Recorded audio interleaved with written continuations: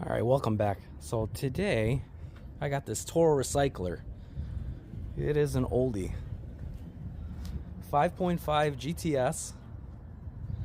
Not sure on the age. I think that's the aluminum deck. Seems like the throttle's okay. The drivetrain, it kind of sticks here and there, but it works fine if you wiggle it. Probably just gonna put some WD on it just to make sure that it kind of goes. You can see that it's been kind of altered a little bit to hold the wires and the cables and whatnot. Zip ties would fix that in a second. It's not a big deal. Missing a bolt for this side, which is fine. I could just get it off something. What I wanted to do is, it had gas in it already. This is how I found it. So I'm pretty sure this is probably stale gas. It seemed to be running. As soon as I gave it a shot of starting fluid, it stayed running. So that leads me to believe that the fuel is probably bad. The carb isn't that clogged because I had it running on full power. It wasn't running like I had a half choke or anything. So what I wanted to try is, I might as well try, since this doesn't necessarily need a carb clean. I mean, if it doesn't work in a couple days, if I try it, or a week or two, I could always just drop the carb and replace or fix it. You know, this is kind of an older machine, so I probably can go ahead and just clean it out. But there's just a couple bolts, plastic comes off, detaches. It is a 4-stroke, so nothing too horrible. What I'm going to do is I'm going to put some mechanic in a bottle and I'm going to let it run.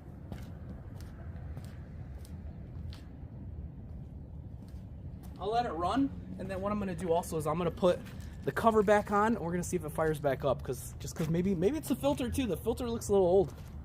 Maybe it couldn't breathe. I mean, this looks like a factory filter, but it looks like a good sponge though. I mean, it's a little dirty. You can kind of see a little bit of the dust came out, but I mean, overall, for its age, I mean, if you get this thing cleaned, I mean, it probably wouldn't be that bad. But what I'll do, shake it up. I'll give a little bit more, try it out with a mechanic in a bottle here. Like I said, I'll let it run. It says you're supposed to do it with a whole gallon of gas. I kind of see the level here, so if it says an ounce or two, you could put in there. The directions say, I usually give it a couple of drops in the fuel. I get it started and then let it run. Couple drops in the fuel, whatever's in there. Let it settle for a sec. You're gonna mix it a little bit. Make sure it swirls around in there. And then what I'll do, put the cover back on and I'll let it run. We'll see how it acts after about 10-15 minutes. I'll do this whole procedure again. I don't know if I need to choke it, but we'll see. I'll put it in the full run position, see if it starts. I may have to choke it though. So you can see the indent from where the breather is right here. So it basically goes like this. And the cover goes back on like this. Somebody definitely took care of this thing for a while. They probably just got rid of it because they probably had problems starting it. It is an older machine. How many years do they have left on it? Who knows? Oil is full. Looks pretty clean, so the guy took care of it, whoever it was. Came with a bag too, but I'm just gonna not put on the bag right now. So I'll start it up on full run. Like I said, the gears work. I was messing with the gears, so surprisingly the train works. Maybe in the meantime I'll try to find some zip ties so I can zip tie just the cables for the different drivetrain and whatnot. I feel like this one should have probably been on the inside rather than on this actual wire. Maybe that's why it's binding. But I'll get it started and we'll see how it runs. We'll give it about 10-15 minutes. I know this might be a little bit of a long one, but we'll see what happens with it. Fire it up.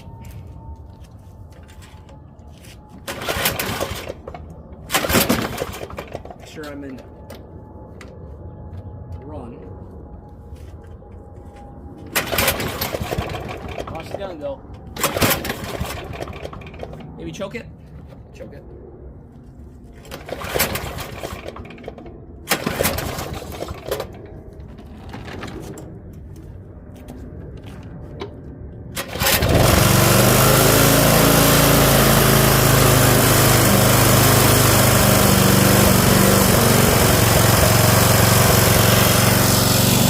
I'll leave it at full run.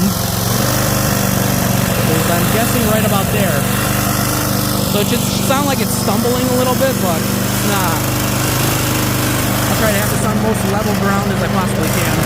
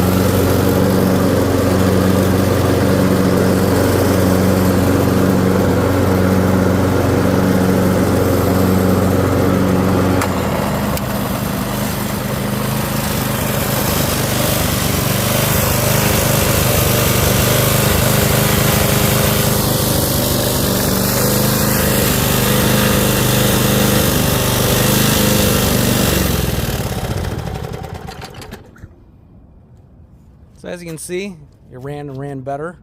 Got better as the time went on with it. It still has a little bit of fuel in it, but what I'll do is I'll let it sit for a few days. I'll put in a little bit of fresh fuel in it, and then I'll probably try to start it up just to see how it'll run in the future. But yeah, it's a running machine. The cables are a little sticky. I gave it some WD. I know that's probably not the right repair for it. I mean, it is an old unit. It gets into gear, it's just you gotta really sometimes force it a little bit. Same thing with the throttle off and on. I did correct the bolts. I just put some bolts on it just to hold it in place. You could always adjust these if you wanted to. Put some zip ties to hold everything in. And it seems to be okay for now. So yeah, so what I'm going to do is, you know, obviously in the springtime, it's still winter around here, so we're supposed to have snow in a couple of days, but we'll see, I guess. I'll clean it up really good, and eventually I'm going to list it up. I'll just make sure everything's good. And like I said, if it's something where it's got to be a big issue, I could always just take the carb off. I'll clean it out. It's a runner, though. It seems to run fine. Nothing's really out of the ordinary. It is dirty. It's old. The oil's been changed. Everything's remarkable on it for the age. So you could tell somebody took care of it. It's just, you know, obviously he didn't change the front tires on it. They're a little worn.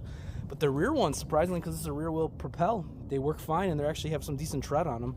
He must have rotated them most likely, or maybe not. I don't know if these are interchangeable. Probably not, but yeah, it's very interesting here. And I see it has Zerg fittings in the rear, so I might actually just put some actual grease in there just to help it out a little bit. But with this lawnmower, I mean, it's old one, but it was made to last. Very surprised at the age. I really didn't have much hope for this, because looking at it, you know, it's got so many cables, so many different contraptions that, you know, it was built to last. And honestly, I don't doubt it. As long as it's somehow maintained it somewhat, I think it'll last for a few more years. And yeah, just getting used to the whole blade engagement, because it actually has a clutch on it. So when you lift this up, this handle, that's actually when you lock it, it'll engage the blade on the bottom. So when it sits like that, the blade is not engaged. So that's kind of good. It's like a safety kind of measure. So that's really good about it. But yeah, we'll see what happens. Yeah, if you have any questions, like, comments, concerns, tell me about your projects going on currently. And I'll catch you guys on the next one. As soon as I find the next one, that is, that needs repairs. So take it easy, and I hope you guys have a great day, and stay well.